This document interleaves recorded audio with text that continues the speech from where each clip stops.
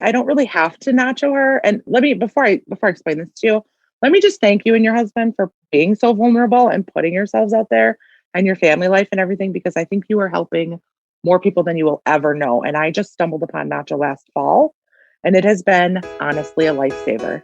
Oh. And a marriage saver. It's been awesome. You're listening to the Nacho Kids Podcast, where we discuss all things step family related. Real stories, real people, real help. Your hosts are the creators of the Nacho Kids Method and the Nacho Kids Academy Step Family Coaching Team, Lori and David Sims. David, guess what this weekend is? Like literally, or when this comes out? When this comes out. Oh, I don't know. Our anniversary. No. Stepmother's Day. Really? On Sunday. It's a week after Mother's Day. Okay. Congratulations, all you stepmoms. Yeah. All you stepdom moms. That's what we're going to change the name to. Stepdom moms. Stepdom nacho mamas. Yeah. There was something that you said we were going to talk about on the next intro and outro. Oh, Lord. Yeah. I think we'd have to give a disclaimer, like, probably don't want kids to listen to that. Okay, disclaimer. Go ahead. All right. Well, let's banter for like 5 seconds, give people time to run to the radio and turn it off or whatever you're listening to. Turn this crap off if you got kids listening. Yeah. All right. Here we go. I don't even remember what it was. All right. So I'm on Facebook the other day. And of course, Facebook feeds you ads, based on their algorithm. And so I see this ad that pops up, and I'm on my phone, death scrolling, as I call it. I see this ad. Why do you call it death scrolling? It's like when you just sit there and scroll to death. You just don't stop. You just scroll. Anyway, I see this ad come up. No, it doesn't like pop up. It's one of the sponsored ads as you're scrolling, beside all these other things. So, on the left side is like an ad for Jeep parks.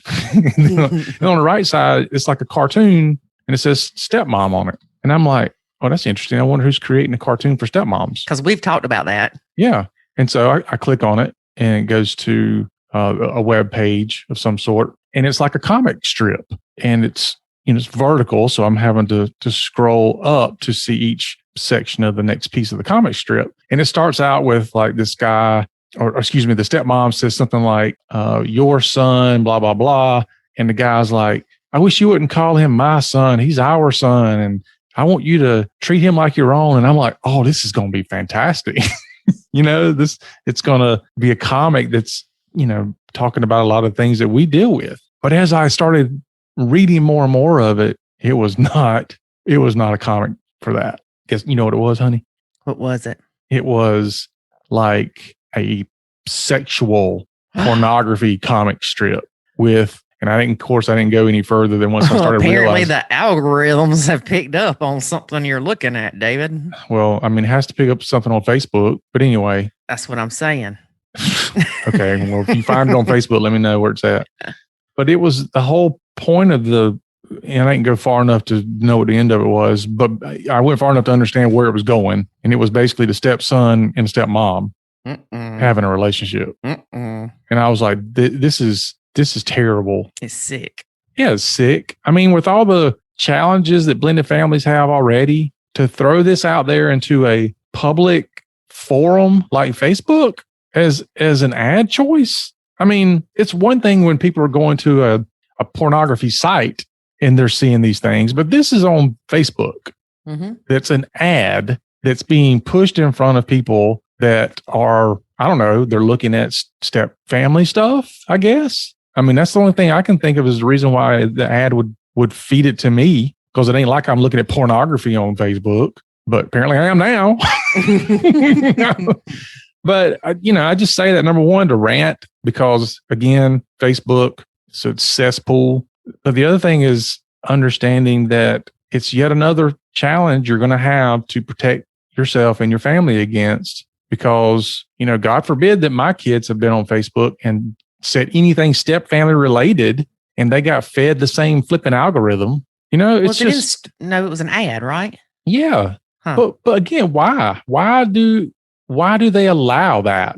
I mean, I don't see ads for... I don't know, because if you say boys are gross, then you get in trouble. That's what I'm saying. It's like you got this crazy dichotomy of weirdness going on with one thing that's so simple and doesn't mean much anything, gets to all the red flags. And then something else, this is basically feeding you pornography. Oh, that's okay because it's a paid ad.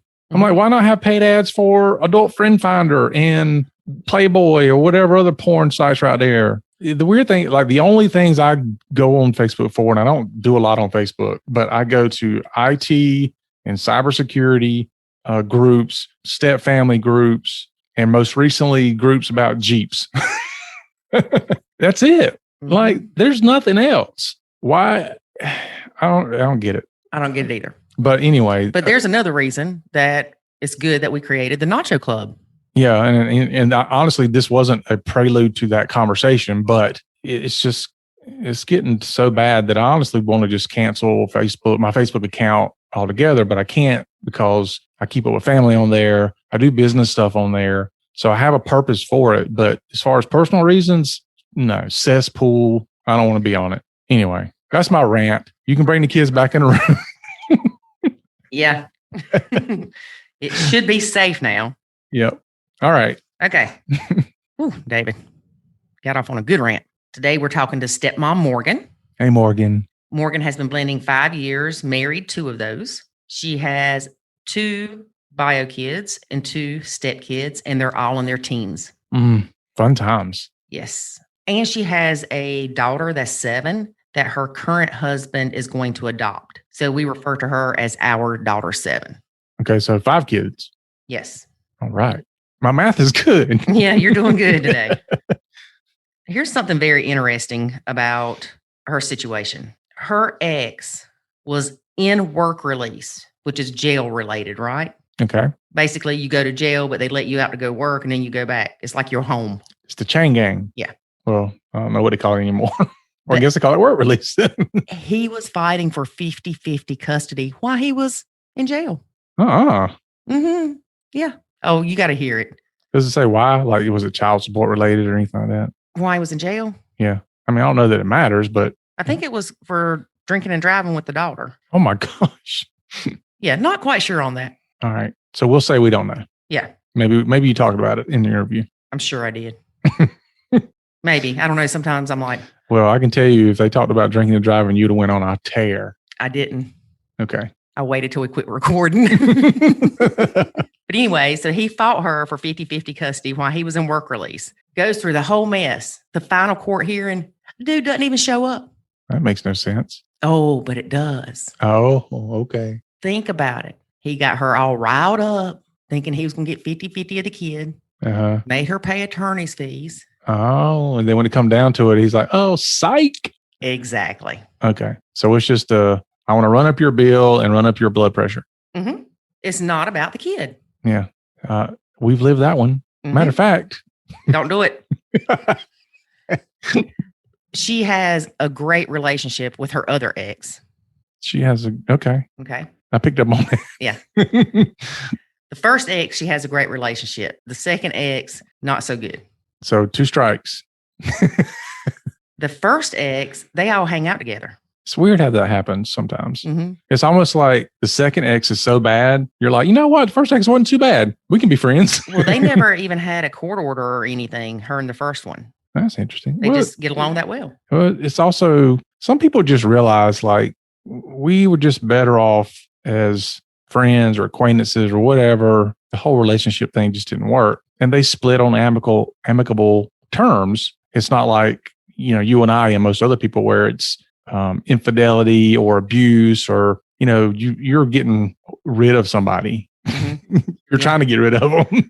Like a leech. Okay, here's one more interesting thing, and then we're going to get to listening. All right. The twins were born on different days. Oh, was it like midnight, 11:59 and midnight? One was born before midnight, one was born after. Ain't that crazy though? It is. That's pretty cool. Because she said of all the things they share, their birthday's not one of them. Wow. I heard about somebody 2 days ago that the mom had twins and one of them was born prematurely, like 2 weeks before the other one, which I was like, what? I didn't think you could do that.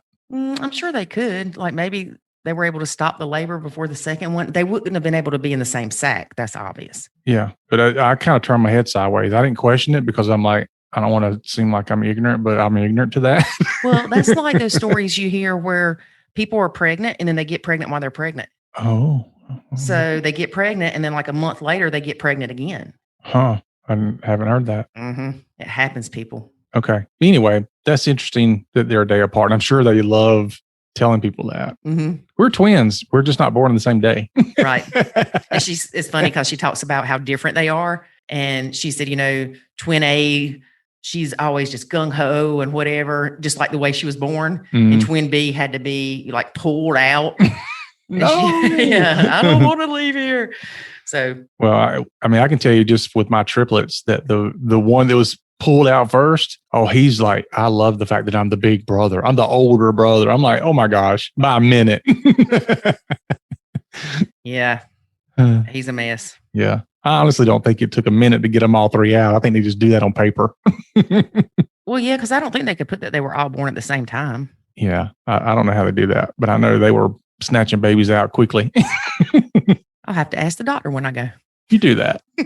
All right. Let me ask you a question there, Doc. All right. So let's get to listening. Okay. We will. But first, a word about the Nacho Kids. Wait. We got to make the announcement. What? Barbados? Did we forget the Barbados announcement? Yeah. Well, we didn't forget. We did it last time, but we got to do it again. All right. So for those of you who are interested in winning or possibly winning, getting put in for a drawing, we're giving away a stay at a Barbados resort. I think it's like 7 to 10 nights you get to choose. It's a stay at Barbados resort. And all you have to do is be a member of the Nacho Kids Academy or the Nacho Club by May 31st. I know what it is. So as long as on May 31st, you're a member of one of those, we're taking all the members that are in those two groups and we're putting them in a drawing. For more information about that, go to nachokids.com/giveaway. There you go. nachokids.com/giveaway. So I'm really looking forward to giving away this stay in this fancy Barbados resort. All right. I think that's all for now. Okay, finally. Now, here's a word about the Nacho Kids Academy, which, by the way, you need to join to get your name into the drawing for the Barbados thing. There is a way to save your sanity and your relationship, and it's called the Nacho Kids Academy. In the Nacho Kids Academy, you will learn the skills and knowledge to properly nacho, techniques to handle step-family challenges, ways to improve your communication, and much, much more. Visit NachoKidsAcademy.com and sign up today to join other step-parents who are seeing the life-changing benefits of nachoing. Again, that's NachoKidsAcademy.com. Today we have Stepmom Morgan. Hey, Morgan, how are you? I'm doing well. How are you? Doing good. So tell us a little bit about your blend. How long have you been blending? Step kids, bio kids, ours kids, all that good stuff. Okay. So I have two boys that are 17 and 13 with my ex. And then my husband has twin 15-year-old girls with his ex. And then I was never married to my ex, who I have the boys with. We didn't get married for all the right reasons. And then I had gotten married after him. I don't know that I was, looking back now, I don't know that I was in love. I think I was in love with the idea of marriage and family. So we were married and we had a little girl together. And then things just went totally crazy, meaning all this stuff had come out after. And there was probably red flags that I ignored along the way. I think looking back, I'm like, oh yeah, I probably should have, honed in on that more. It came out that he was bipolar, alcoholic, narcissist, like documented, just crazy stuff. And he ended up drinking and driving with our daughter when she was 2 years old. And then I know you've talked before on the podcast about how much you hate the court system. And let me tell you, he drank and drove with her and then was able to take me to court to fight custody for 50-50 custody while he was in work release jail. You are kidding me. I am not kidding you. And this is after like a year long of already him being in the system for child neglect because he so intoxicated he couldn't take her to the doctor when she was like a year old. And I had warned the courts when we went for our first, like before we had gotten divorced, you go and you do like your pre stuff, like how are you going to split custody? And he wanted 50-50 and I wanted supervised because I'm like, no, he's having all these issues. And the commissioner told me, we can't parent everybody. And you should be grateful that he wants to be an active dad in his daughter's life. And I'm like, but you're not hearing me. Like, he has all these other issues that I feel like now her safety is at risk. And sure enough, 2 months after that, he got neglect charges because he was too intoxicated to take her to the doctor. And so I went over there, ended up taking her in, and she had scarlet fever. Oh, gosh. So they ended up calling Child Protective Services. I had then emergency 100% custody, and he had to go like a year long with meeting with the social worker, going to therapists, doing drug and alcohol testing, all this stuff. And in the meantime, I had met my now husband. And so we would have a social worker coming over to our house every month to make sure that we were stable. And I was like, wait a second, we're the safe parents that you just gave custody to. Why are we getting checked up? Whatever. The system is so weird. So then they decided that he was back to better and could regain 50-50. And I had expressed how concerned I was. And they gave him 50-50. It was the end of December, beginning of January, and February is when he drank and drove with her. And he was 3 times the legal limit here in Wisconsin on a Tuesday morning at 10 a.m. But yet nobody cares or seems to think that that's a problem. So then because you have a minor in your car, it's an automatic felony. So then they put him in this work release jail where he could still go to work, but had to come back to jail at night or something. Mm-hmm. And during that time, he was able to take me to court to fight me for 50-50 custody. So we went up until I think he started fighting me in May or June, I think. And we didn't resolve everything until that fall. And then it was a big joke to him. He just never showed up for the hearing, the very, very last hearing where they were going to decide. So we had attorneys. We had been going to court like every month, all these motions, everything. And then he just never showed up to the last one. So I was awarded full custody, full placement, all decision making. And she's now 7. She'll be 8 this summer. So that was 4 or 5 years ago. And that was the last time she's seen him. So then my husband now, he's been in her life since she was 2, 1.5, 2.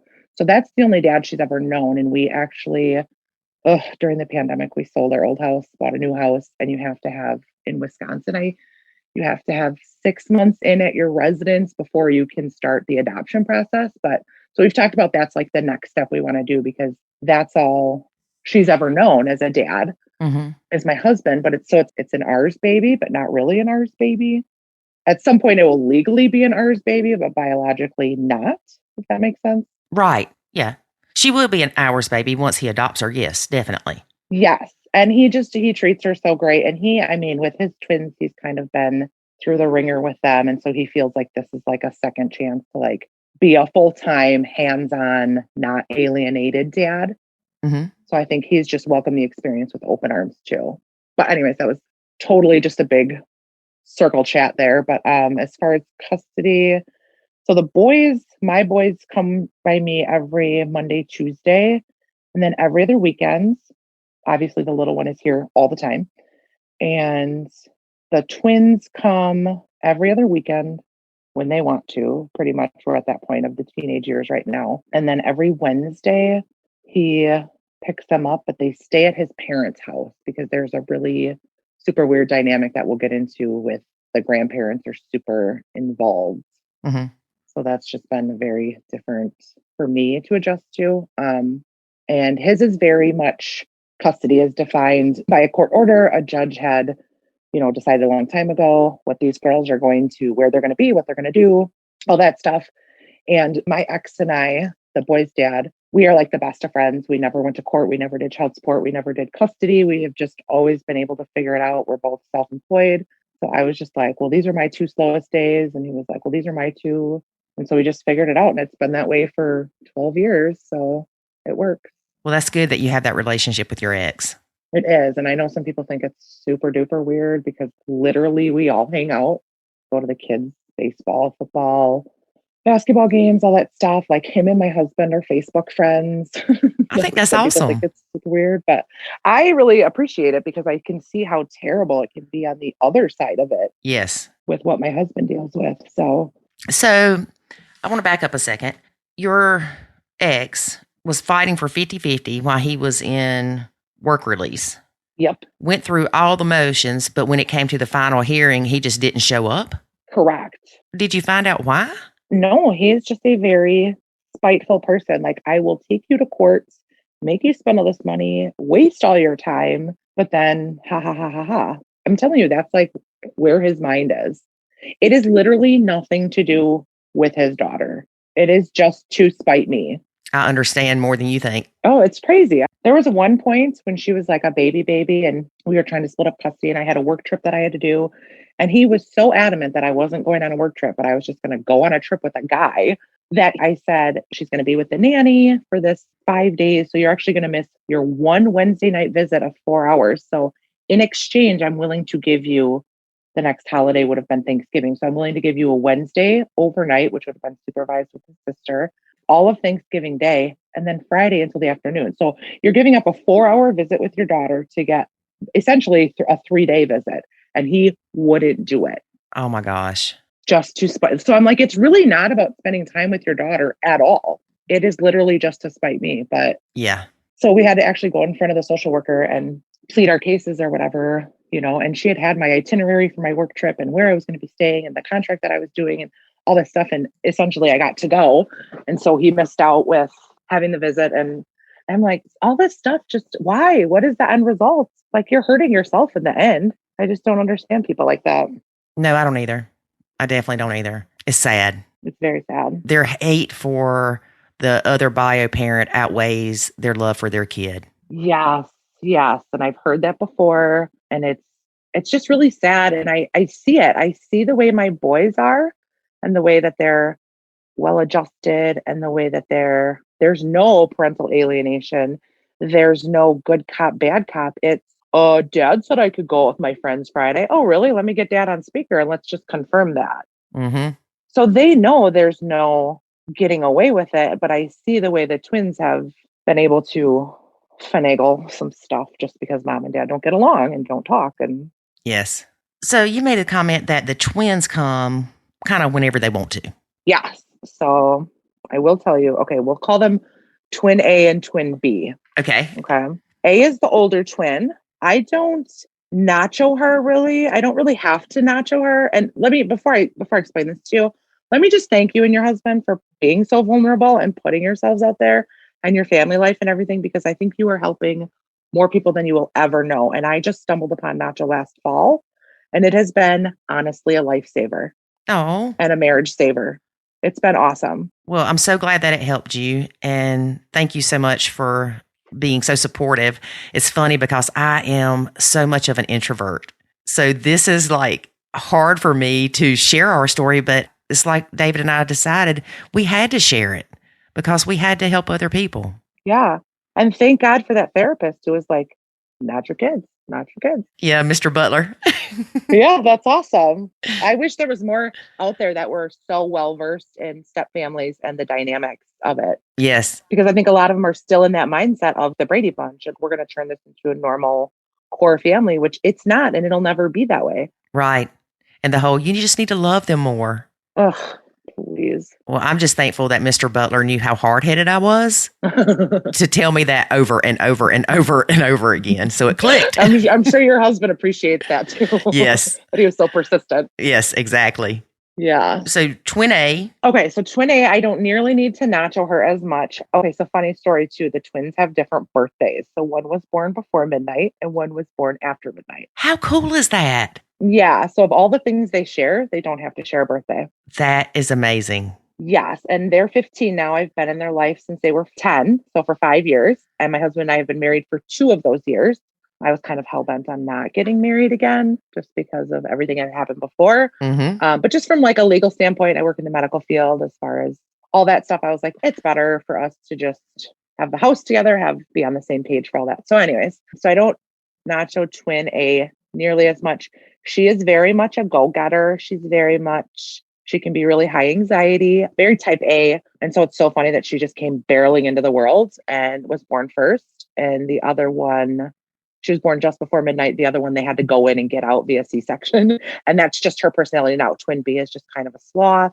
We'll get there when we get there. The way they came into the world is still how they are 15 years later, which is just hilarious to me. But that is funny. Yeah. So twin A, she wants to have a job. She wants to take driver's ed and she gets good grades. She wants to be a part of the family. She's really good with her little sister. Like the other twin, the past couple years, teenage girls are not fun anyway. And then you multiply that by 2, and then you throw in the fact that I'm just a stepmom. It's a very hard dynamic. So she and her dad have kind of been butting heads a lot.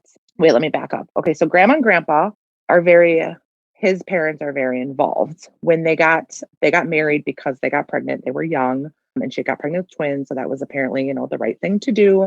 And then they were divorced by the time the girls were like 2. Okay. And he had moved back with his parents. And so on the nights and the visits where he had them every Wednesday and every other weekend, it wasn't really him being a dad. It was grandma's there. His little sister still lived at home, like in high school. So she got to be like the fun aunt. Mm-hmm. My husband did not have a lot of responsibility, even diaper changing, feeding them, anything like that. It was their aunt and grandma and grandpa.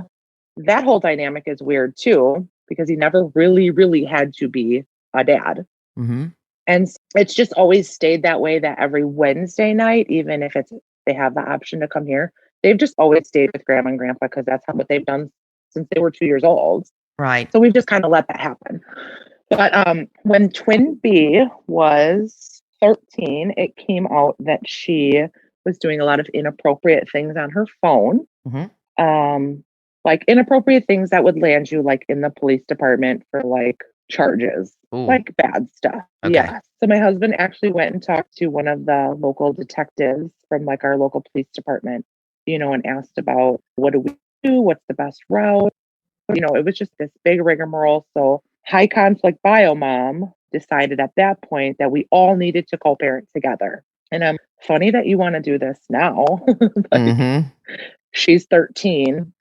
But she's a very, very much a control freak. So she suggested that we all go to dinner and talk about this and what we're going to do and kind of get on the same page. Which now coming into this relationship with my husband, he would tell me these stories of her. And I'm, please, like, you're just being dramatic. Like nobody is that crazy of a person, right? Mm-hmm. Like that's not possible. And I'm thinking because, oh my gosh, girl, I came into it thinking, well, I get along great with my ex. My boys have a stepmom. I love her.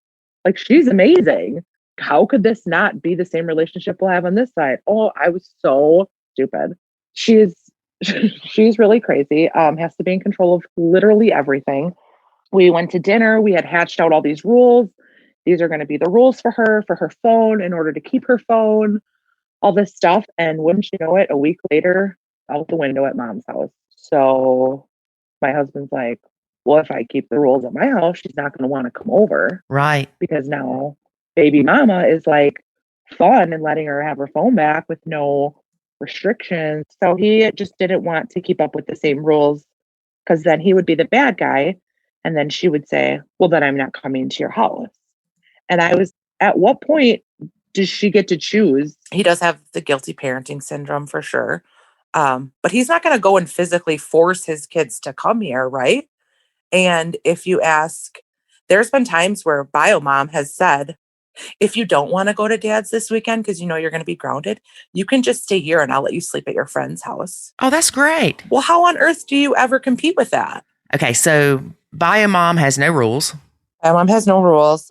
She likes to think that she has rules and play the tough guy when it looks good for other people, if that makes sense. Mm-hmm. But when it comes down to it, she's lazy and she just doesn't, she wants to be their friend. And she just texted him. For example, the twin B came to us and said, I want to do this soccer camp. Blah, blah, blah. This is how much it costs. Mom says you have to pay half, blah, blah, blah. Okay, fine, whatever. So we write the check. She's going to go do this soccer camp. It was only a week long and it was to prep her to be ready for high school tryouts. So by Tuesday, she already decides she doesn't want to stay after school and go to this camp. And I'm like, okay, again, not Nacho, but I told my husband, like, why are you giving her a choice? Mm-hmm. Like, she's 15 years old. She specifically asked to go to this camp and that we pay for it and split it. Why does she even have a choice? I just don't understand. And so he texts bio mom and says that. And she said, this is just not something I want to get into a pissing match with her about. So I'm just not going to make her go. And I was like, it's not a pissing match. It's not like you're asking her to pick up her socks. This is a little bit more important. Like, when you're picking your battles, this could be a battle that you should pick, I feel like. Right. But that, I mean, obviously that's in the end result is between him and bio mom. And she ended up not going and missing the camp or whatever. But I was just, my 7-year-old now will say, Nacho Kids, Mom. When I just roll my eyes and walk in the other room, I'm like, oh, Lordy. That's so funny. And my husband was full on board with Nacho. He doesn't do much for my boys, like as far as disciplining them. Not to say that they don't need it, but like they're usually not as mouthy, or I don't know. And he feels like they have a very active dad that is in their life, and we kind of just have everything on lockdown with them. So I guess he doesn't really feel the need to parent them. Occasionally he'll be like, hey, can you take out the garbage or whatever? Mm-hmm. But it's not anything like crazy. Yes. Where I came in thinking, I'm going to be stepmom of the year. Like they're going to send me a trophy. We're just going to be this great blended family. And it was just, oh my gosh, I cannot believe it. And I can't believe that I'm estranged from my family. So my kids don't have grandparents here in the area. My ex, the boy's dad, his parents have passed away. So literally the kids really don't have any grandparents. So to have these grandparents then that are so hands-on is so weird to me. And the twins can play it where they can say, I'm going to ask mom. If mom says no, I'm going to ask dad. If dad says no, I'm going to call grandma. If grandma says no, I'm going to call Nana. Mm-hmm. Like it is a whole web of, well, we're just going to keep calling until we get what we want. Mm-hmm. It floored me because I just could not understand that. And my husband said to me, twin B just broke her phone again. Her mom bought it for her. We refused to buy her another phone because we bought her 2 new iPhones over the past, I don't know how many years. And she's locked herself out of both of them. So they're sitting in my home office on the desk. 2 brand new iPhones that we cannot get into. Well, the speaker broke on her phone, so she can't talk to it. She can still text or whatever. But so she wants a new phone. And so Bio Mom says, well, I'll kick in 100 of it because she bought it for her for Christmas. Now, this is Monday. So it's Wednesday. So she told us Monday, I'll kick in $100 for Twin B's phone if you guys want to kick in some money too. And so my husband came to me and said, I do all the finances. I do all of our bills. We do share money, which is probably a hard part too. I didn't realize when you blend families, I would be paying so much for other people's kids' stuff. Yes. Which I guess would be okay if they were just a tad more appreciative with stuff like the iPhones. And Twin A she's very, like, I just went and got her new shoes and she was just so appreciative and like so great about it. But so he came to me and he said, we need to talk about this, with Twin B's phone.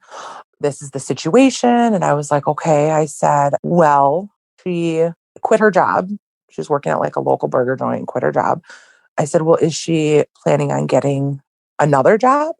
Like, I think if it's fair, if Bio Mom wants to chip in money and you're asking me my opinion for what we should chip in, I think that she should also chip in some so she has some skin in the game because she's literally been through probably 7 iPhones in the past 5 years. Oh my gosh. And those are not cheap. No. And at one point, do you stop? Right. Like at what point do you say no? Or like my oldest son, he had went through this too, where he was being inappropriate and just not to the degree where we had to like go to the police or anything, just like being a jerky bonehead 12, 13-year-old boy. So I said, I'm giving you the 3 strikes rule. Like that's what his dad and I do. 3 strikes, you're out. First time we're going to talk about it. Second time you're going to get a consequence. Third time it is like, you don't get a phone. This is a privilege. It is not a right. Like it is not your natural born right to get an iPhone. Right. And it was so bad at one point in middle school with my oldest that I went out and bought a $25 flip phone. And I took his iPhone and I gave him a flip phone with no internet, nothing.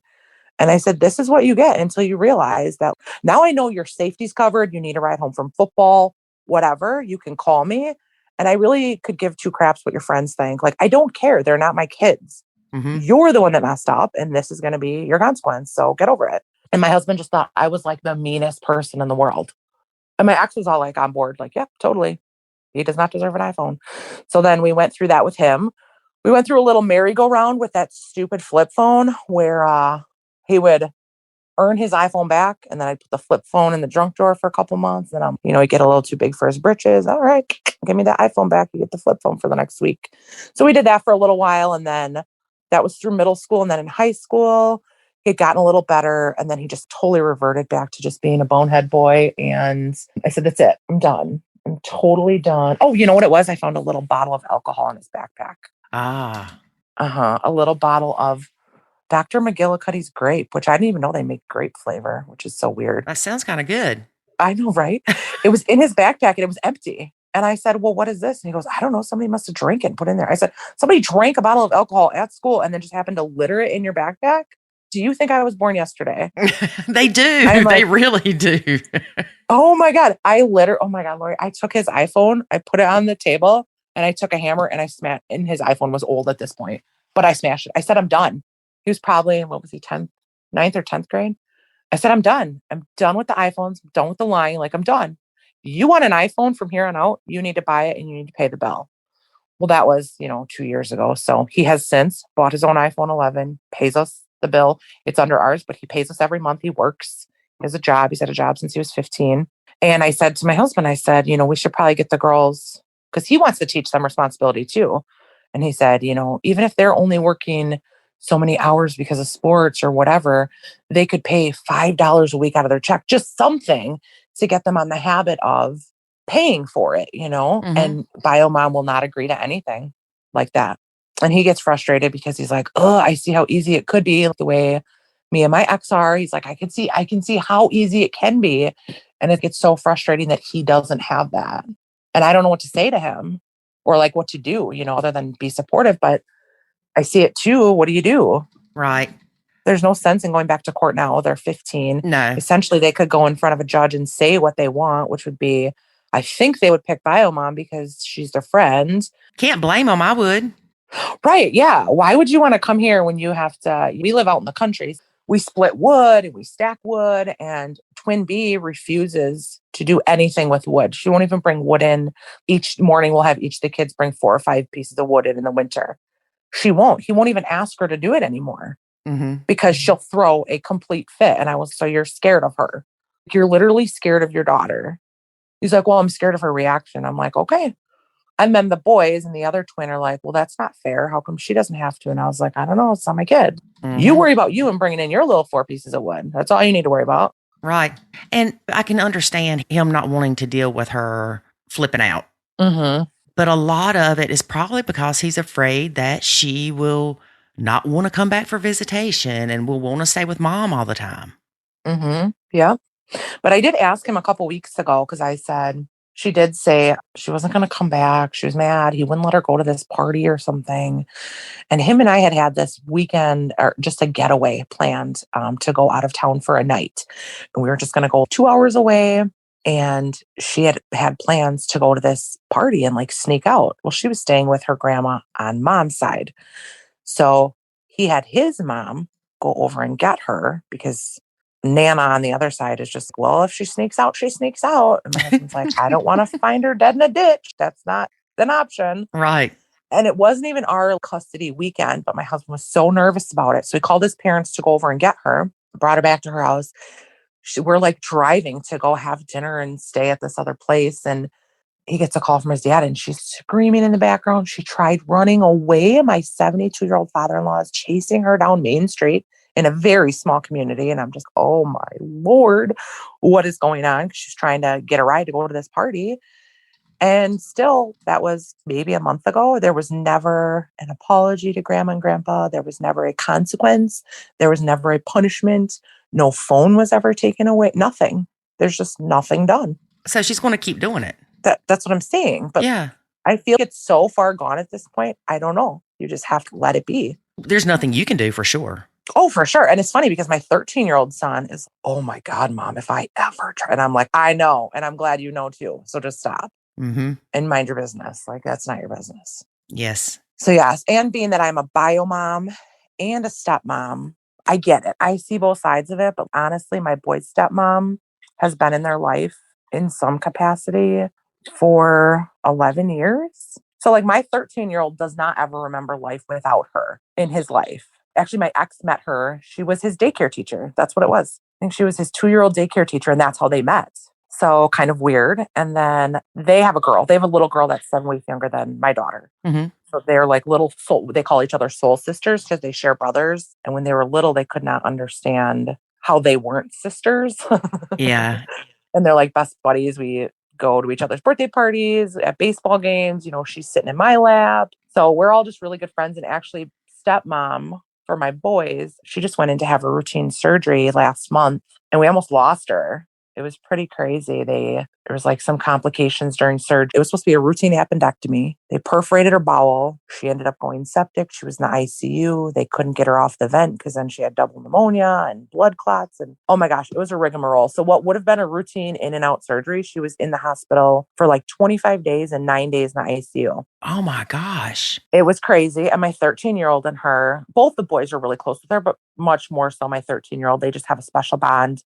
He was just super nervous about it. And my boys really stepped up. They helped out with their little sister so dad could go to the hospital every day. Him and I were shuffling the kids back and forth, you know, like, hey, can you bring this boy here? And then I'll take him to baseball, but can you pick him up from work? And then on the weekends when it was my weekend to have the boys, we would take his little girl too. Because I'm like, it's much better for her to be with my daughter, who's like one of her best friends, and her brothers versus sitting home realizing my mom's not here. How awful for her, you know? Right. But she's home now and she's doing amazing. She's healing awesome. And I go twice a week. I wash her hair for her and hang out with her. And she's just awesome. We love each other. I say I love you every time I leave. It's a really awesome little, we call it our little village, our little co-parenting village, but it works. Oh man, you're so sweet. I can't make fun of you. Why? You can make fun of me. No, really, I do think that's awesome. And I think a lot of people, when they're like, oh, that's weird, or they're like, oh, I could never do that, it's because it is the exception to the rule. But it shouldn't be. And I really feel like this younger generation could be the generation that changes that.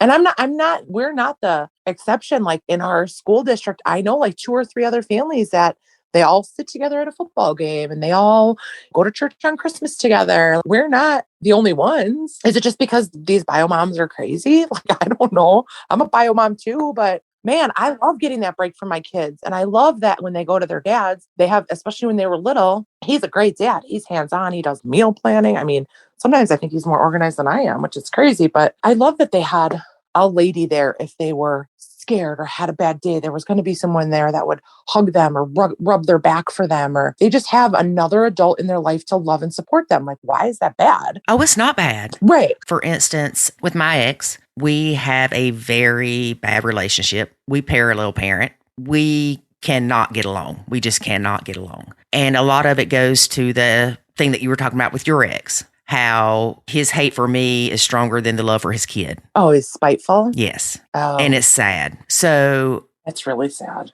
When he got a girlfriend one time that was really nice, I was like, oh, that's awesome. Because I knew that she would watch Jackson and help make sure he didn't get hurt. Yeah. And things like that. But he wanted me to have zero communication with her.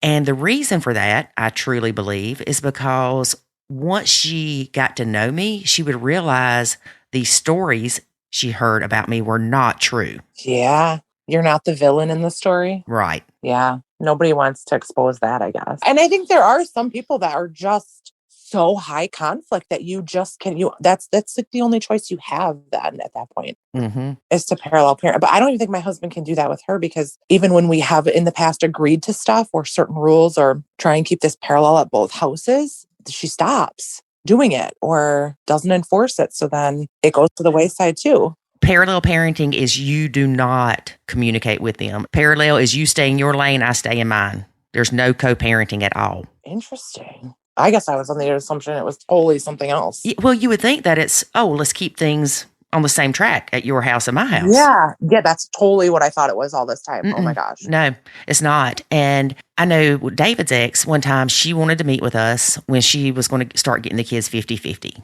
Because originally we had them 11 out of 14 days. And she said, let's all meet and talk about how things are at your house so I can keep things the same at my house. What a crock of crap that was. Oh, right, girl. Oof. If David put him on restriction for making a C, she would only put him on restriction, which not even really put him on restriction, for making a D. Right. If bedtime here was 9, it was 10 at her house. Right. So she didn't want to meet with us so she could be consistent with them. She wanted to meet with us so she could find out what we were doing to make it better for them at her house. Right.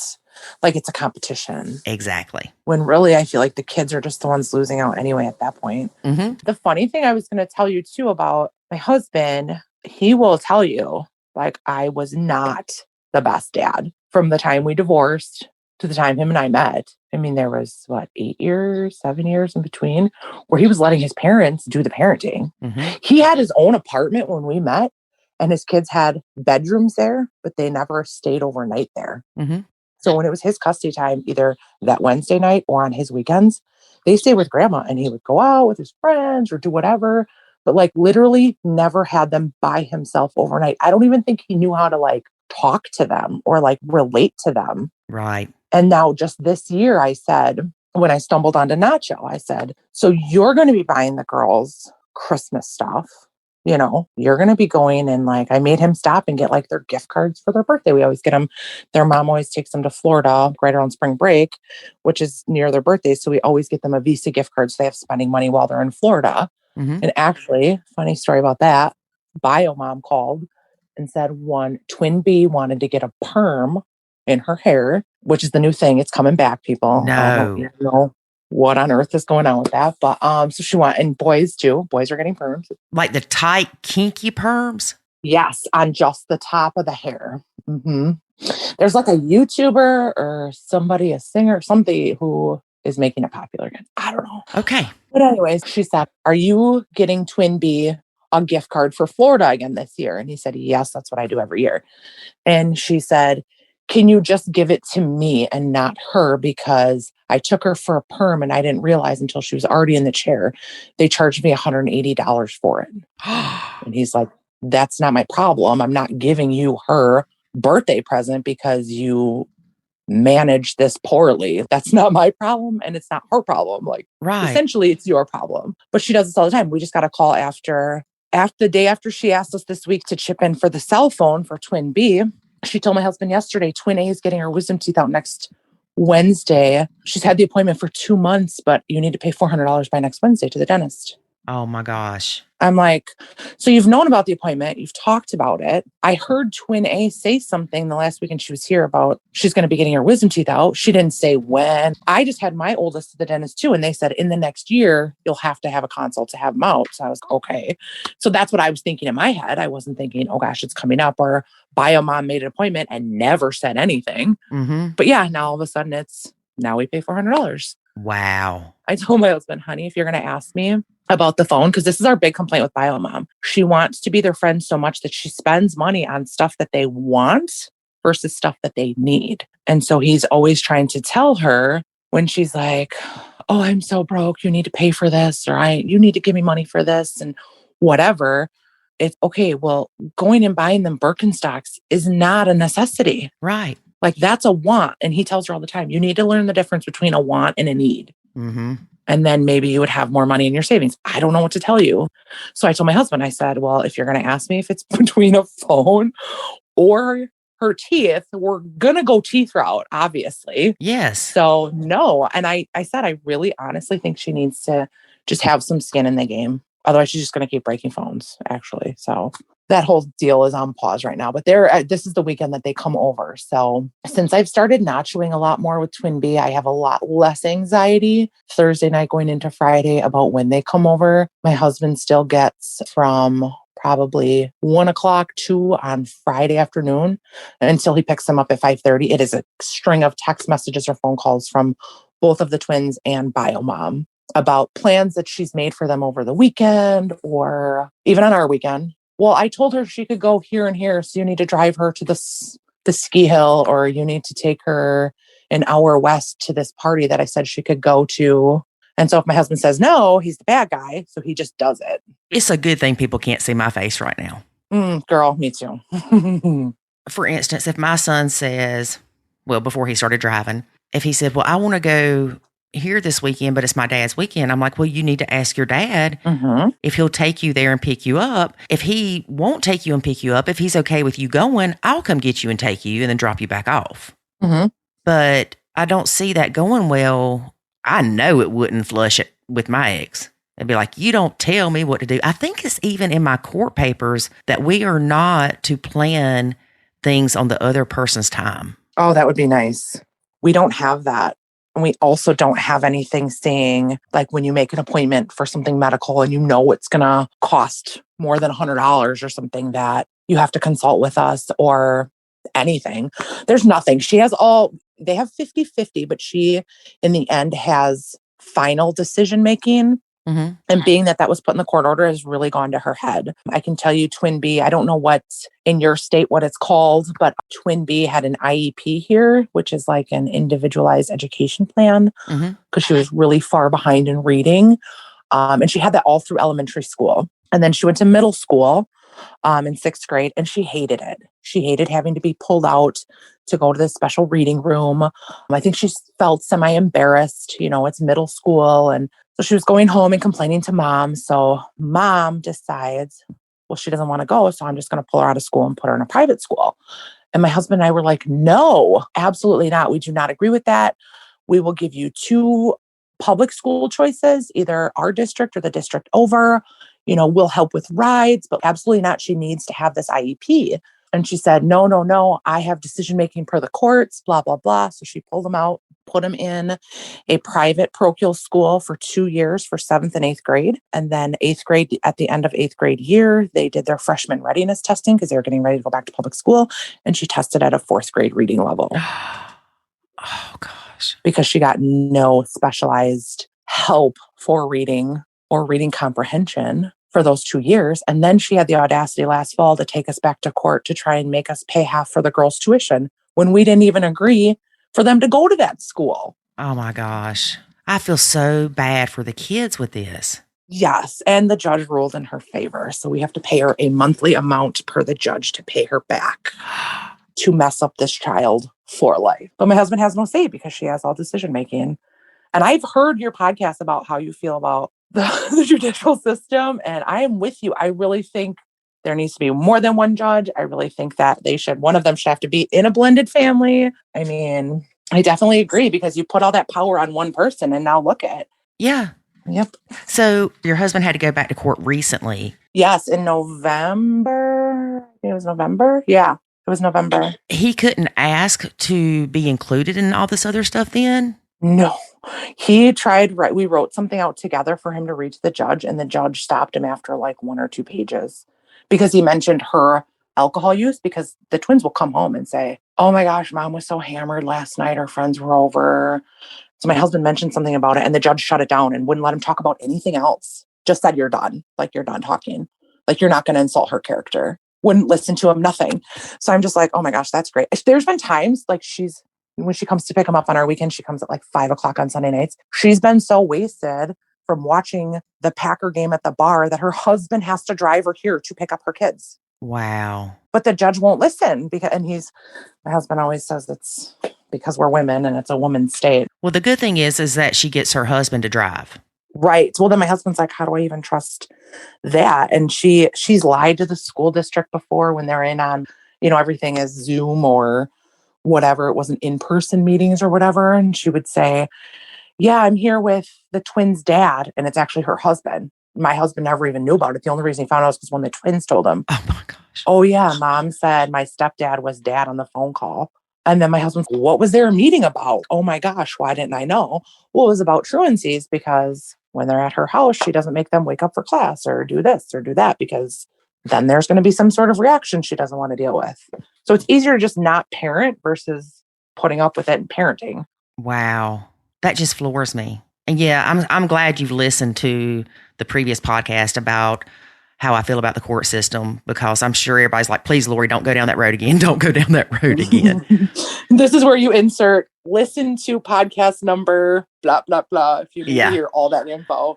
But no, it was so great. And I love that you guys went off on that little tangent. And I felt so bad for that gentleman in that one episode that was fighting for it. And it was just like, seems like the courts just I feel like they're just not heard as dads. And even my husband, he said, I will go in front of a judge and say, I was a crappy dad for those years when I let my parents do all of it. And grandma and grandpa didn't discipline because they're grandma and grandpa. Why would they? Exactly. So literally, they just didn't get disciplined. It's like I said, I have those feelings about the court system and I've won every time. Right. I still think it's a crappy system. Mm-hmm. And I think you should, as long as there's no abuse or substance abuse or mental issues, I really think you should start at 50-50 and go from there. And we pay her every month and she makes 3 times what my husband makes. Again, I'm glad people can't see my face. What? Yeah. But in Wisconsin, they can't take your spouse's income into consideration. Okay. So when he did his fight, because he had to submit like a financial disclosure statement, if we were to take all of our bills and split them down the middle, which we don't do because we share money, and we would take all of your expenses every month, I think when he came out to the end of it was like he would have an additional $11 a month. Oh my gosh. After everything is said and done, right? After all the bills are paid and he pays her this monthly amount. And so that's what they took to the courts and they didn't care. They were like, nope, you still have to pay this amount. Oh my gosh. I just can't even believe this is, I have a countdown on my phone until we don't have to deal with her anymore. So they graduate high school and it can be not the girls, the mom, or we don't have to deal with her. Literally, you can just turn your phone off. I tell them all the time.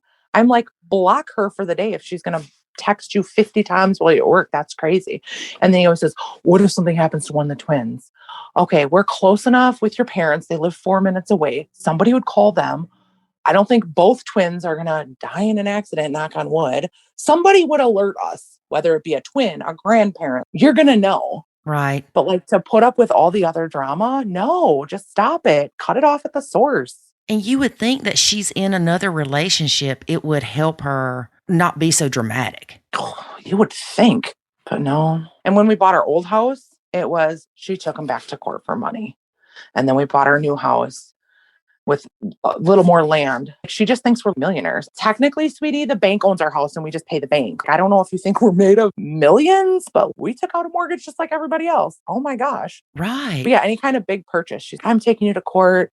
It's just, oh my gosh, you're so ridiculous. But then so we did get a letter from an attorney 3 or 4 years ago saying if he let her have full custody of the girls, she would forgive any debt that she thought that we owed them.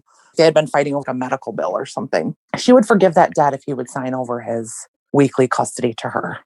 So it's really not about money then. Right. Right? Then it's about control. And he even brought that letter with us when we went back to court this last time to bring to the judge. And the judge, he did not care. He just did not want to hear from my husband at all. And then they told my husband, you have to pay $1,000 today or you go to jail for 30 days. So we had to pay $1,000 to the court. Wow. Yeah. We have a friend of ours that here the mom abandoned him when he was 1 or 2 and he's maybe 5 now. She just walked away and she's got some substance abuse issues and whatever. And she's been arrested. I don't even know how many times. And the courts are still trying to get reunification going. I don't get it. Here's a dad that has taken care of this kid for 4 years on his own. Why are you trying to get this mom who's still using and just got arrested again a month ago? They fight so hard to put these families back together and they don't realize the damage that they're doing to the kids. Yes. I don't care if it's the mom or not and you gave birth to him. I mean, you abandoned him and haven't been in his life for that long. There should be some sort of, you can't be able to just come back and be in that kid's life, right? You would think. You wouldn't think you could fight someone for custody from jail, right? But right. You can. Right. And what's funny is even with it being a quote, quote, women's state or mom state, it's a male judge. Yeah. Yeah. Yeah. Yeah. So your relationship with twin A is pretty good. Mm-hmm. Twin B, you have to nacho her more than twin A. Oh, yes. And right now we are full on. Actually, the last time she left her house, when was it? The last weekend she was here, she looked at my husband and she said, and you can tell Morgan, I effing hate her. And then she left and I was just, okay. My husband, well, does that make you sad? And I was, no, I honestly don't care what a 15-year-old thinks of me. Like, I don't care. And it's probably because, I don't know. I don't even ask my husband. I don't ask them to pick up twin A if she leaves her bowl out. Okay, babe, can you put that in the sink? You know? Perfect nacho, girl. Perfect nacho. Yeah. I don't ask them to clean their room. I don't ask them to do anything. Mm-hmm. And it's just, I just have to make my husband more uncomfortable. I have to make him actually physically stop at a store to buy them gift cards because I refuse to buy them stuff anymore. Mm-hmm. When I was, still waiting for my trophy of Stepmom of the Year, I was, oh my gosh, do you like this sweatshirt? Oh my gosh, I'm going to get you all this stuff for St. Nick. And oh my gosh, no. Nope. And you're right. When you've talked about before, it'll never be a core family. You just have to make the best of it. And I think I went in thinking, I'm going to love them as much as I love my children. And it is physically not possible. I did not carry these babies. I did not nurse these babies. I did not have that 3 a.m. feeding to bond with these babies. So, and people who say that, they're big liars. Maybe if you were like in their life since they were like little, you could say that maybe, but I feel like that is 0.01% of people. The stepmoms that, oh, I love them just as my own. And then well, how old are your kids? I don't have any. Okay, well, that kind of knocks that out. But then it's, well, how old is your stepkid? Oh, they're 2. Yeah. Who doesn't love a 2-year-old? They're cute. Yeah. It's when they turn about 9, 10, Oh, yeah. You get a different child. Right. Sometimes I don't even like my own. I will always love my children. Sometimes I don't even like them. My boys, they're boneheads sometimes. Oh, I know. Make really stupid decisions. I'm also a huge believer in natural consequence, though. And my ex and I have always had a rule with the boys. You get 1 rescue per sport or 1 rescue per semester for school. So if you forget your saxophone at home, I will bring it to you 1 time this semester. And that is it. Don't call me again. You talk to your band teacher then. That is not my problem. And then same with sport. You forget your cleats, you forget your glove, whatever. You get 1 rescue per sport. Otherwise, you're riding the bench, man. Not my problem. You explain it to your coach. And I remember this one time, our 13-year-old, he was probably maybe 8 or 9. And I go to pick him up from baseball and he's wearing Nike slide sandals. He's coming in from the outfield. And the coach goes, Mom, what's up with these sandals? He can't run in the outfield in those. And I said, I don't know. Ask him. I'm not on your team.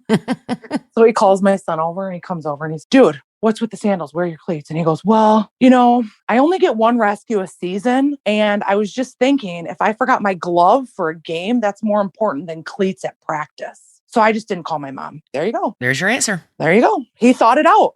He thought it out. He thought, you know what? I'm not going to waste it on this. Right. And we also have a thing with our boys that the 5 Ps that their dad and I do, proper preparation prevents poor performance. So we tell them, you got the 5 Ps, you got everything you need in your bat bag, you got everything you need in your football bag, your confirmation bag, your backpack, your computer. Because if you have those 5 Ps ready, you're setting yourself up for success. But yeah, and then to come in this family and deal with it where, well, I forgot my flute. We'll call stepdad. Stepdad can't do it. Mom can't do it. Dad can't do it. We'll call grandma. Grandma can't do it. Nana can do it, but she can't do it till later. Well, Poppy can do it now. It's just, oh my gosh. Wow. Y'all are running yourselves ragged instead of letting them just have a natural consequence. But again, Nacho. Yeah. And with that Nacho comes lose my number if you forget something, because I'm not bringing it to you. Sorry. Nope. And we've had that before I Nachoed. We had that where when Twin B and I were on better terms, I think before when I was still wearing kind of rose-colored glasses, she called and asked me if Dad and I would buy her 8th grade graduation dress because Twin A had already went shopping with Mom and found one. And this was during COVID. So dressing rooms weren't open. Stuff was just starting to open back up last June. So she calls me and I'm on speakerphone. I'm, yeah, that's not a problem. Dad and I can figure something out. I said, but with the dressing rooms and stores being closed, why don't you look on Amazon or Kohl's online or something and send us some pictures of something that you are thinking of? And she goes, okay, cool. Do you think maybe I can get shoes too? And I said, well, I'll have to talk to Dad about it, And then all of a sudden I hear Bio Mom in the background. You're not going to play favorites with my twins. If you're buying a new dress for one, you're buying a new dress for the other. And she just said that you bought her one. Well, I bought her one from a secondhand store. Okay, well, now I'm, oh my gosh, like a deer in headlights. I totally feel like I was set up. And so that just left a really bad taste in my mouth. So then I just took a step back and I was, I'm not dealing with anything to do with graduation dresses. And so then Grandma stepped in and Grandma will do the brunt of all that. And same thing. If him and her get into a fight, Grandma comes over and it's not that ever Grandma punishes. Grandma says, well, why don't I take you to Applebee's so we can just talk and you can calm down and maybe we'll stop at TJ Maxx on the way home. You're dealing with Grandma and high conflict Bio Mom, and they both work against you. Yes. And Grandma is very sweet. She's just a grandma. She wants to just love on these kids and not have to be the parental role. So it's like, I don't blame her. After my husband was born, they had gotten pregnant and they lost a baby, a little girl. Oh. She was delivered and lived, but I don't know the whole thing. She's buried around here somewhere, but they talk about her. So I think because of that, and then she had twin granddaughters, she's very much wants to just be the one that provides and gives all the love and kind of enables at the same time, not realizing she's not enabling in a malicious way. It's just, I think all these other circumstances and dynamics are make her the way she is. Right. Yeah. And she's sweet. She's sweet. Her and I get along great. She's just the sweetest mother-in-law ever. She's really awesome, but it's just, there's some boundaries there, but my husband's never, I think there's boundaries there. My husband has never laid out any kind of boundary. Mm-hmm. And then when he tries to, then he hurts his mom's feelings and she cries, then he backs down. So it's just a whole weird dynamic. Oh. So I just now that I've learned that it's okay for me to step back and just watch this unfold and know none of it is really my problem. Mm-hmm. And I think that's what Nacho led me to see was you don't have to be in the middle of this tornado going on. You can step back and just be a storm watcher right now. Right. That's it. Yeah, because you can't do anything anyway. You can't. No. Mm-mm. And that's what's so hard is the worst feeling in the world is not being able to control something. Right. It's just human nature that we want to be in control. Right. But in the blended family, we can't. And the thing is we don't really have control over those things that we're fighting to keep control over in the first place. Right. We never had control of it to begin with. Yeah. Right. Yeah. And I don't know about you, but as soon as I realized those things, it was just like the weight of the world was lifted off my shoulders. Yeah. So does your husband know that you Nacho or anything about Nacho? Yes. Yep. He's actually, I think he's part of the Facebook group. I don't know that sometimes I'll tag him and stuff. Sometimes I'll tag him in like if it's something that like relates to us or something that we've gone through or, hey, my teen's doing this. Is this age appropriate? Like, what do I do? Or so I'll tag him and stuff about it. And like I said, he doesn't need to Nacho my boys like I Nacho his one. But he sometimes if he thinks I'm like walking the line, he'll just be like, Nacho. Mm-hmm. And then I'm okay, maybe I'm getting a little too vested in it. And I just need to go outside for a minute, cool off or take it down a notch and realize regardless of how these kids end up. And a lot of it is you hear stories about, when I was a teenager, I was so naughty and I did this and I snuck out and I climbed out of my window and I went to parties and now, I'm VP of a company. Some of this is age appropriate, right? Right. And people will still turn out to be okay. But right now, there is no stopping her. There's no disciplining her. There's nothing I can say or do to change the outcome of any of this. Mm-mm. All I can do is focus on my boys, our daughter, and them being okay. And them making sure that they're well-balanced and disciplined. And right. But you can still be a good mentor for those kids if they're open to it. Right. And I think twin A is more so than twin B. It sounds like it. Yeah. She loves to be right there by you. And she loves to learn new stuff. Like when we first got the chickens, like we were all learning, it's a learning curve with getting them and stuff. And she was very hands-on. She's got her little chicken boots on and she's in there trying to feed them. And I'm showing her how you pick them up and very hands-on with that stuff. She loves doing crafty stuff and being artistic, which is kind of like my thing too. So we do a lot of that together. She's very organized. We'll clean her sister's room, our youngest one. Mm-hmm. She will help organize it. This is where your Barbie should go. And, so she's a good kiddo. She really is. She's a good kiddo, but I feel like there's some alienation big time with that. And she's very much a people pleaser. So I don't know if there's maybe going to be stuff that comes out later in life that would be detrimental from the people pleasing aspect that she has, just the need to please everyone. And where we tell her and dad too, it's okay to say no. Your sister says she wants $20. Tell her no, don't give her $20. Right. It's okay. Even my boys will say, hey, can you go out to the car and grab my AirPods? And she'll be like, okay. And tell them no. Oh. I say, get off your lazy butt and get it yourself. Tell them no. You do not have to do that for them. You are not their maid. Oh my gosh, no. She sounds so sweet though. She is so sweet. That's the thing and you don't want to yell at her. It's okay to say no, girl. I want you to have those boundaries where you can say no when you go off to college or you move out on your own, or I want you to have that and those healthy boundaries, Or with your boyfriend. Yes, exactly. That's what I'm saying. She's very, very, she's so sweet, almost a little naive. So, well, I had a lady tell me something one time. She was an older lady and she said, never do something once you're not willing to do the rest of your life. Oh, interesting. It's perfect though. Think about it. Yes. If you don't want to cut your husband's toenails the rest of his life, don't you dare cut them. Yes. Now, granted, if he's in a cast, there's exceptions. But is there though? Your arms bend. No, I'm just kidding. Yeah. You figure it out. Well, as you said that, I'm thinking, well, there really probably shouldn't be because it'll be, well, you did it before. Yeah. Well, that's a really, really good saying. Yep. And I tell my son that all the time. But you think about it, that can apply to fixing your husband's plate. Yep. That can apply to drinking. Yep. Smoking. Mm-hmm. Letting your boyfriend hit you or your girlfriend hit you. Don't ever do something once you're not willing to do the rest of your life. I think that is perfect advice. Yes. I can tell you my husband a couple of years ago was super mad and I don't know we were kind of fighting, but there was like other stuff, like work stuff going on and stuff with baby mama and whatever. And he got mad and he punched a fridge and he broke his hand. And he said, oh my God, I think I broke my hand. And I was okay. He goes, well, I need you to drive me to the hospital. I said, here's the thing. I am here with my children. If you want to act like a child and have a tantrum and punch something, you need to call your mama. I am not your mom. So he did. He called his mom and she took him to the hospital. And sure enough, he broke his hand and had a cast. And I said, no, if you're going to throw it, I am trying to raise 2 boys to not be angry and throw tantrums. And here you are, 40-year-old, punching something. No, figure it out. Call your mom. Girl, I love you. That's hilarious. I think his mom was kind of floored. Like, your wife won't take you? Nope, sure won't. Well, it falls into that stupid game, stupid prizes kind of thing.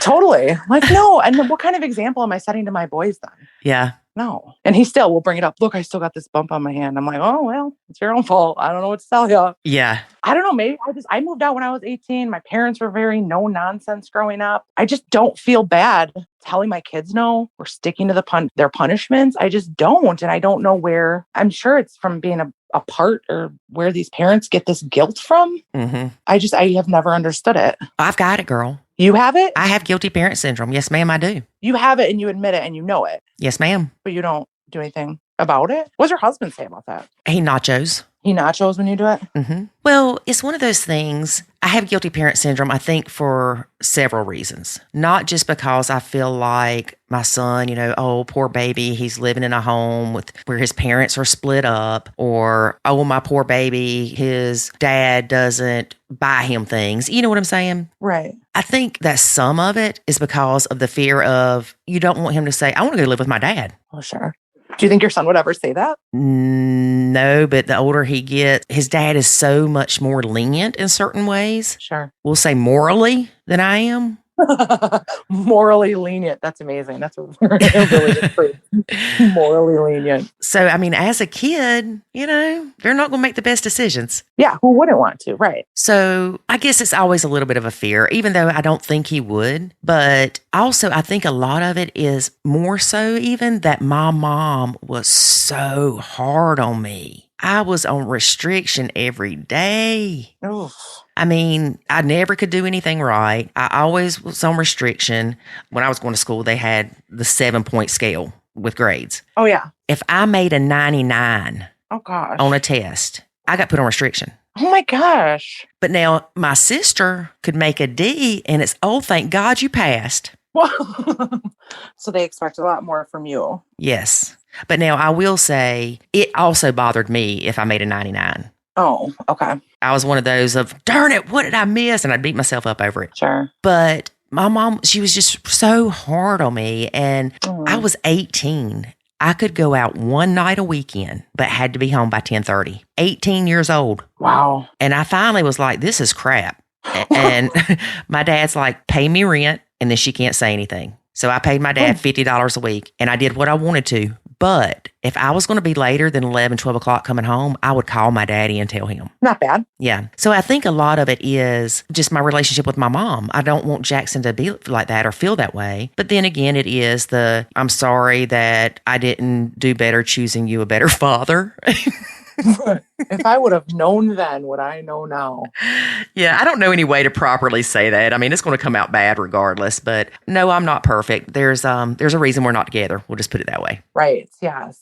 That's why I say my ex and I, we didn't get married for all the right reasons. Right. I wanted to get married, but he had a string of his mom was on her 4th marriage. So he was, nope, never doing it. Had a string of terrible stepdads. I'm never doing it. And I think that made him be a better co-parent now and a better dad now, seeing that. Yeah. So don't get me wrong. There's a lot of things that Jackson's father has taught him, things that I never would. He goes deer hunting and turkey hunting and all this stuff. And, that's stuff that David wouldn't have taught him or that I wouldn't teach him. So I'm not saying it's all bad, but I do feel like that if Jackson's 5 minutes late coming home. I've thought about this before about why I don't have that, because my boys come from quote unquote broken homes too, but I was adopted when I was 5. And I think I don't have that. I never had that bond with my parents like you would with a natural mom or dad. Does that make sense? Mm-hmm. So I was a ward of the state at age 3. And then I was in 11 different foster homes. So during my formative years. Oh my gosh. Yeah. I was super bounced around. And then I got adopted when I was 5, but I just never I always felt like there was never like a super unconditional love for my adopted mom or dad ever. And I felt like I never had that in return either. Right. So I don't know if that's maybe why I don't have like the guilt when it comes to like parenting my boys. No, this is how it is because I need you to turn out and be okay. And I tell them all the time, I'm doing this because I love you. And I promise you, it hurts me more than it hurts you, but this is how it's got to be. Right. So I don't know. I've been to therapy my whole life trying to figure stuff out. I mean, luckily my adopted parents put me in therapy from the age of 5 all the way through high school. I went every Thursday and talked to my therapist about, and I think when you're little, you don't even realize that's what it is. Mm-hmm. You're just like, oh, I'm just going to see Miss Smith and we just talk for an hour and whatever. And then I was on and off in my 20s, in and out of therapy. And then again in my 30s and after my divorce, went back to do a lot of work on me. And then more recently with the whole pre-Nacho was going back. How do I fix this? Not realizing like it is not anything for you to fix. Right. You didn't break it. Right. So it's been quite a journey. That's for sure. We hear this question a lot. When you found out about Nacho, how did you approach your husband with that? I told him, I said, I think this is our only option. I said, I have been researching it. I've been reading the posts. I stumbled on it first. And so once I stumble onto something, my adult ADD is, I'm going to find out everything I need to know about it right here, right now. Mm-hmm. And so I just dove in, started listening to it, going back through, and, you can search on the top of the page for like teenager or stepdaughter. I was going back and just seeing if any of these things were relatable or how other people dealt with it. And I really think that this is a thing. And then once I started listening to the podcast, I was okay. It is so okay to not just be in love with your stepkids. That's okay. I'm like, oh my God, people are saying this out loud. Yay, because this is what I'm feeling. And nobody's vocalizing it. And if you vocalize it to a group or something outside of Nacho, holy crap. You're in trouble. Oh my word, you were just the worst person ever and blah, blah, blah. So I'm just, wow. So I brought it to my husband and I said, I think you should join this group. And I think you should, listen. He's listened to some of the podcasts. And if I feel like something really hits home, I'll send him that podcast. Mm-hmm. And you need to listen to it, especially at the 34th minute or whatever. Because otherwise he'll be like, oh, I'll get to it. And I'm like, no, I just need to pinpoint it for you. Like almost hold your hand to get there, but whatever, as long as you get there. Mm-hmm. So he was really on board because I think he was really just sick of fighting over them. And I was totally the one messing up and overstepping and not being supportive. And now I see where my husband felt like he was just backed into a corner. Here, I got these twins coming at me because they want to do this. Bio mom's coming at me. Now my wife's coming at me. He just feels so attacked in every angle. And I didn't see that. I didn't see it that way because the things or like the advice I thought I was giving that was just, oh, so great was just making him feel more strain, if that makes sense. Mm-hmm. And so he just felt like it wasn't helping. And so then he was like bored. He was like, yeah, for sure. And I didn't really have to have him Nacho my boys because he just already kind of naturally does anyway. Right. So it was really me. I was really the issue. Coming into it, I was, wanted to be just this great stepmom and have this awesome blended family and control everything. Yeah. And it is what it is. And it's not that we come in with the drill sergeant mentality. We come in, most of us, truly to goodness, wanting to help. Yes. Or seeing where they're failing as a parent, where you're like, oh my God, it would be so easy if you just did this. And to take that step back and have to shut up. Oh my gosh, it's the hardest thing ever. It is. A lot of times you'll see in other Facebook groups and they'll be, oh, Nacho's the easy way out for somebody that doesn't want to be involved with their stepkids. Honey, it is hard to keep your mouth shut. It is so hard. But the more you do it, the easier it becomes. Yes. It's almost funny when we were talking about natural consequences before. It's almost funny now to watch my husband when he says yes or no, or yes, I'll drive you here, to see the choice that you're making by doing that also has a natural consequence. Because now you thought you were going to get the lawn mowed before it rained, but now you're running your kids around because you can't say no. And now you're not mowing the lawn today. Mm-hmm. It just unfolds and you're just, well, okay. And then you see his uncomfort where he kind of gets a light bulb where he's, well, maybe I should have told him no. I could do it after. So it's almost like they're learning too. Right. Weird. It's so weird. Mm-hmm. Other than the twins, we've never fought about my kids. It's just so bizarre. Like that is the one big tense thing in our relationship. Mm-hmm. And it was me. I had to take a step back and be like, no, I'm the problem. I can't even blame your girls for this because they don't know any better. This is how they've been raised. Why wouldn't they call grandma when they want something? That's what's worked their whole life. And me coming in and seeing it isn't going to change it or calling it out. It's just going to make me resent them. So I just need to let that go and not blame them as kids. You get it. Yeah. And I'm so glad you get it, because a lot of people, they fight it. They're determined that, no, that's not what it's going to be. And they're determined it's the stepkids that are making their life miserable. Oh, girl, that was me the first couple of years, though, until I found Nacho. That was me. No, we're going to change it. No, we're going to have chore charts. No, we're going to write house rules. It was something every other weekend. And all it was doing was causing my husband and I to fight. And then the weekend they were gone, we're like, oh my God, we're so in love, blah, blah, blah. And it was Jekyll and Hyde every other weekend. But again, it was me. It was my expectations. Yes. Now, let me ask you this, because I know a lot of people get offended when I say that it was me. And David will say it wasn't all you. It was 99.9% you. But a lot of people will say, how dare you blame Lori? He's not blaming me. I look at it as women, especially outspoken, type A personality women. We are the thermostat of our home. We can make you happy. We can make you cry like a baby in the corner. We have that power. And when you realize, yeah, it is me. The good thing about that is you can fix you. Yep. And I will not say that anything that I've done to change myself with the Nacho Kids process has been negative. If anything, it has been so positive that it has flowed over into other aspects of my life. Yep. I will say, I was actually just my boy's stepmom. I was just there last night. I washed her hair and the girls played together and we had dinner together and stuff. So I was talking to her last night and I was, I'm going to be on this podcast. And she knows that I've been nachoing. And I said, you know what? I'm in awe of you. She's a bio mom too.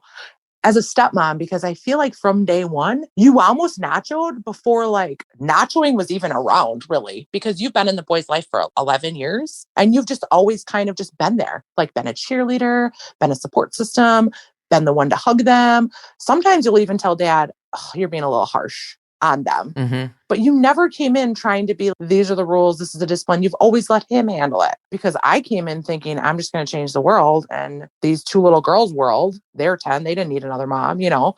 So I told her last night, I was like, I'm so in awe that you already knew like what to do. Like, that's just crazy to me. Yeah. Honestly, it's made everything so much easier. And I remember there was a time when the boys were really little and my ex was at work and she called me in tears that my boys were not listening and they were bouncing off the walls. Oh my God, I got on that phone and I screamed at my boys. I said, I don't know what you were doing. This is not how you were raised. These are not the people that we raised. This is not how you treat her at all.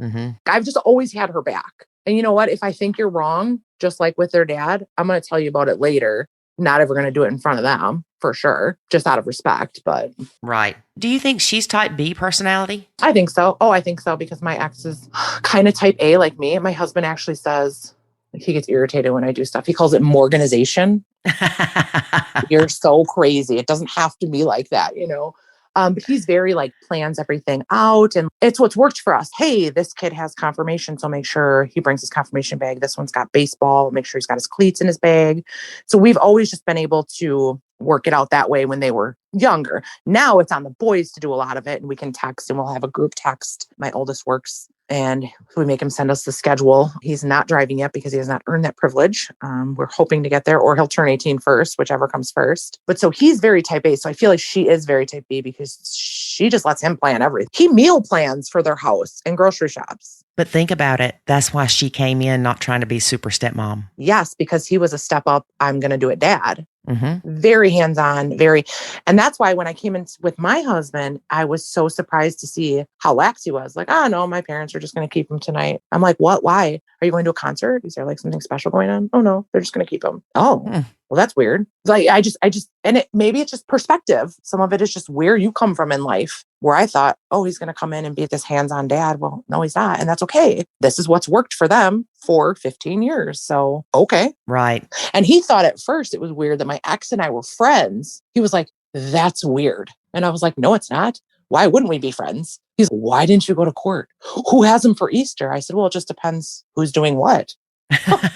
Like, I was so naive. I didn't even know what a freaking court order looked like or a holiday schedule until I came into this relationship. I mean, it is just crazy to me that, yeah, it was really eye-opening for me. Right. Because that's just not my perception or experience. So of course I'm going to come in so naively thinking, what? That's weird, But now that he's met my ex and we all get along and we're all friends and we sit at these baseball tournaments together, he understands it. When you say, what would you tell a blended family? If somebody were to blend, what would you tell them? I don't have any expectations at all. Exactly. Don't, because you're going to get hurt and you're going to get let down and you're going to get disappointed. People will say, you should have expectations. I said, okay, I have the expectation they won't stab me in my sleep. You set the bar very low. Well, girl, that's what you have to do. Sometimes you do. Yep. Mm-hmm. Yes. And definitely in blended families. And it is funny because a lot of times our expectations for our stepkids and our bio kids vary. Oh yeah. So I don't love them. I love the twins. I love them where if anything happened, I would obviously be devastated and feel awful.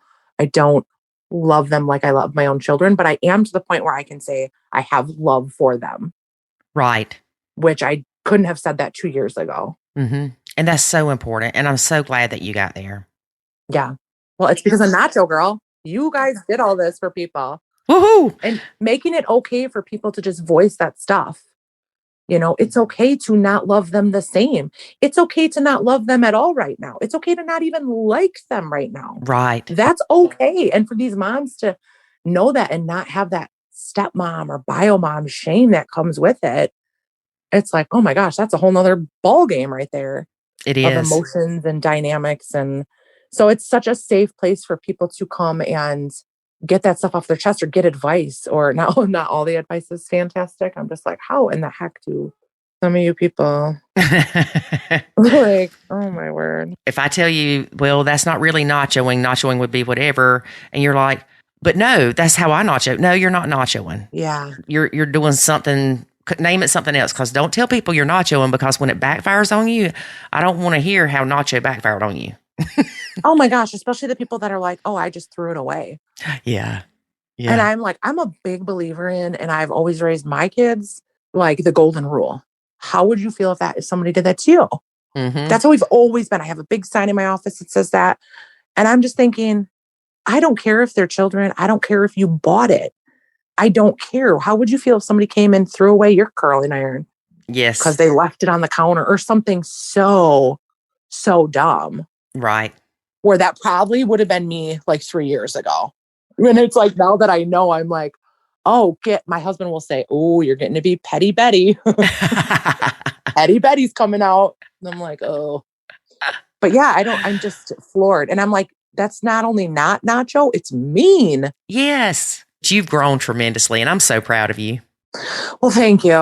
Honestly, it's because of you guys, and finding this method has just been, and I'm still not, obviously. I love when I hear the stories of you and like the triplets and the other one that you're over it. And you guys are like, she's my best friend, and your cute little accents. And like, I love that. And I'm like, oh my gosh, I hope one day that like, that's how I am with the twins. If not, okay. But right. If so, how awesome, And like, I look at my boy's stepmom and I'm like, I just want to be like her. Like, I just want to be the one that's there for support and love. And I had a bad day and I want to talk about it, or, whatever. That's how I want to be.